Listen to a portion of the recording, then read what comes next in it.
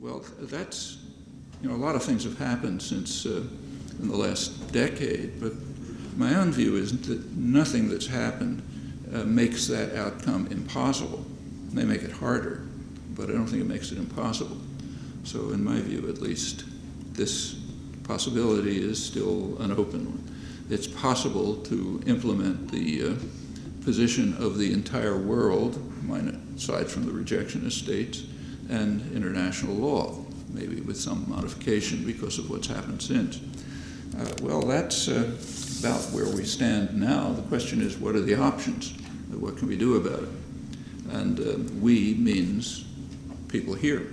This is ultimately a decision for citizens of the United States. We have the decisive vote on this. It's not something that people are, recalcitrant opponents are arguing about out there.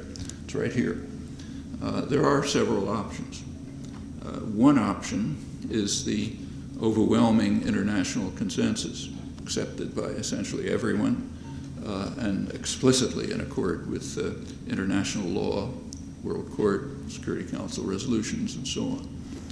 So, for example, when you read in the papers that much of the world doesn't accept the legitimacy of the Israeli occupation, it's kind of an understatement. That means the entire world outside of the United States and Israel. That's the way you have to read that. Maybe you can find somebody in Costa Rica who doesn't agree, but essentially that's what I just said is correct. But so one possibility is that the rejectionist states will change their position. Now, Israel's not going to change its position as long as the United States supports it. The countries don't give things up. They don't need it for security. In fact, it harms their security. It's pretty much recognized. But as the head of the Israeli Air Force, Cesar Weizmann, later president, as he explained back in 1970, we don't want the occupied territories don't contribute to our security. In fact, they probably harm. But without them, we can't live at the scale and quality and power that we desire, words approximately to that effect. And that's essentially the point. As long as the United States backs it up, it'll continue. And the United States is backing it up. So, for example, right now there's supposed to be a conflict between Obama and Netanyahu over settlement expansion. Actually, there's not much of a conflict. If you look at Obama's wording or Clinton's wording, it's extremely mild. Netanyahu, on the other hand, is very brazen and arrogant and has every right to be. He says, look, we're going to go ahead and do it. We don't care what you think or what the world thinks. And he's right. Obama has already made it clear to him that the United States is going to continue to support the expansion of the settlements. So why shouldn't he say it? He's being criticized, but I don't see any basis for criticism. Maybe he shouldn't be that brazen. Maybe he shouldn't, flaunt his arrogance in Obama's face or something. Okay, bad tactics. But basically he's correct. Obama, when he came into office, it was asked if he made a lot of talk about how he's going to settle the Israel-Palestine problem. And he said at the time, well, we're opposed to expansion of the settlements. We want to keep to what's called the roadmap. The roadmap was an agreement of four partners, United States, Europe, Russia, and the United Nations. It's a quartet. They agreed a couple of years ago on what they called a roadmap for settlement of the issue, and the first step was no expansion of settlements, no natural growth, no nothing. So Obama was simply saying, okay, I endorse what the four participants laid down as the roadmap. One of the charges against Hamas is that they don't accept the roadmap. Whether they do or not, we could debate, but it's an interesting charge because the U.S. and Israel immediately rejected it. Israel technically accepted it. This is Prime Minister Sharon, but they immediately added 14 reservations, which completely undermined it.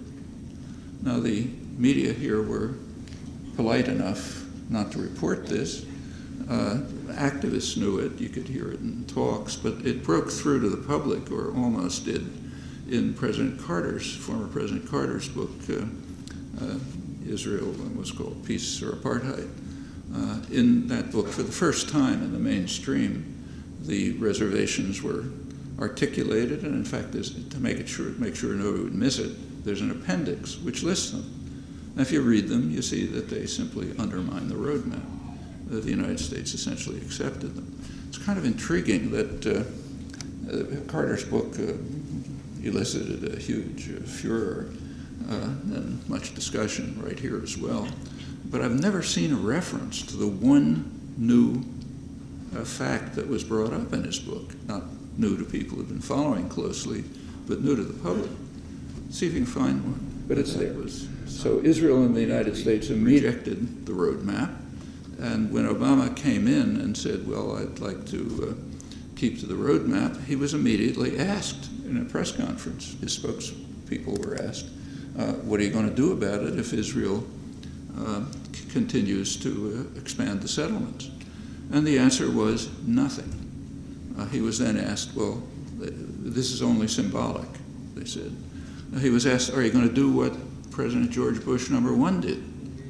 You may remember in 1991, George Bush #1 and James Baker, as Secretary of State, who were kind of patricians, they don't like to be insulted, they were pretty upset by the fact that Israel was purposely insulting them.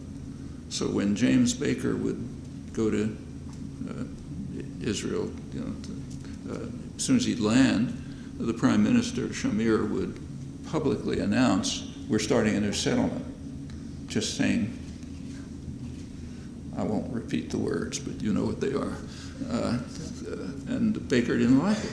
He didn't like to be insulted to his face. And Bush didn't like it. So they imposed a penalty, pretty mild penalty, but they said they would withhold loan guarantees at the scale that Israel was using to expand settlements. It was a mild penalty, but real.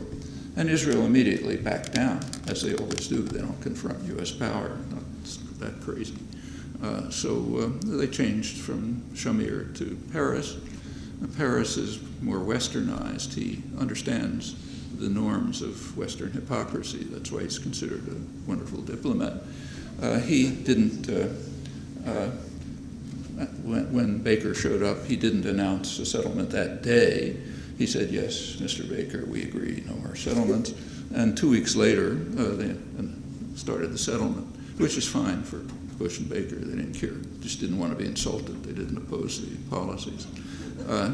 When this continued during the Bush 1 years, when Clinton came in, he essentially backed off from it. He didn't drop the policy, but he gave Israel the authority to determine the expenses that were being devoted to settlement expansion. You can imagine what the results of that were. It elicited considerable ridicule in the Israeli press properly, but that essentially ended it. When Obama was asked whether he would do anything like that, he said no. His spokesperson said no.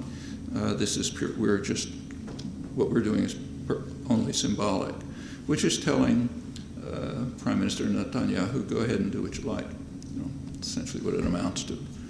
So when he insults Obama to his face, as they just did a couple of days ago, he has some justice on his side. That's what Obama essentially told him to do, and he's doing it. And we should bear in mind that settlement expansion is a footnote anyway. The issue is not settlement expansion, it's the settlements. That's the issue. It's expansion, of course, is illegal too, but the settlements themselves are illegal for the reason.